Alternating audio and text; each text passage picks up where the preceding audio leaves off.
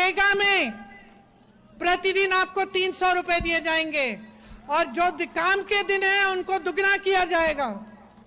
ये सब काम हम आपके लिए करना चाहते हैं, हम आपके लिए लड़ रहे हैं, क्योंकि हम समझते हैं कि इस देश की संपत्ति आपकी संपत्ति है।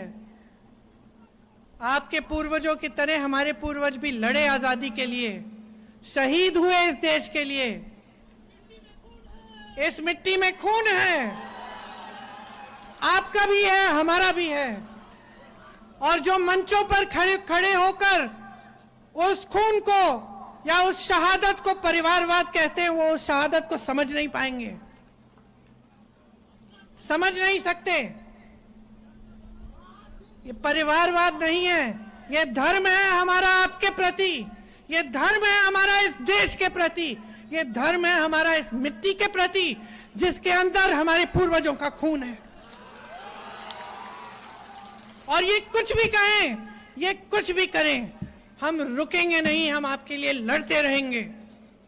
जब तक आपके अधिकार फिर से मजबूत ना हो, जब तक आपका वोट मजबूत ना हो, जब तक इस देश में लोकतंत्र ठीक ढंग से वापस शक्ति के साथ ना आए, जब तक ये वोट चोरी खत्म ना हो, जब तक ये इनकी जो नई प्रथा है कि सब कुछ देश की संपत्ति बड़े बड़े उद्योगपतियों को दी जा रही है, ये खत्म ना हो, जब तक आपके हवाई अड्डे मुफ्त में इनको दिए नहीं जाएं, जब तक आपकी बंदरगाह, आपकी सड़कों के ठेके ये सब छीन न लें आपसे, तब तक, जब तक ये सब बंद नहीं होगा, तब तक हम रुकेंगे नहीं, तब तक हम आपके लिए लड़ते रहेंगे, तब तक हम इस देश के लिए लड़ेंगे और आपको लड़के दिखाएंगे।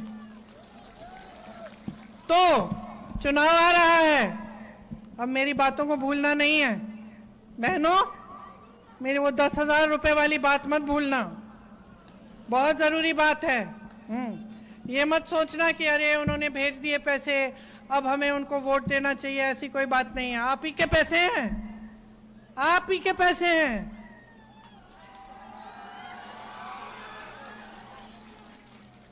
आप वोट अपने मन से दो, जो ठीक काम कर रहा है आपके लिए उसको दो, जो इस देश को बनाएगा उसको दो।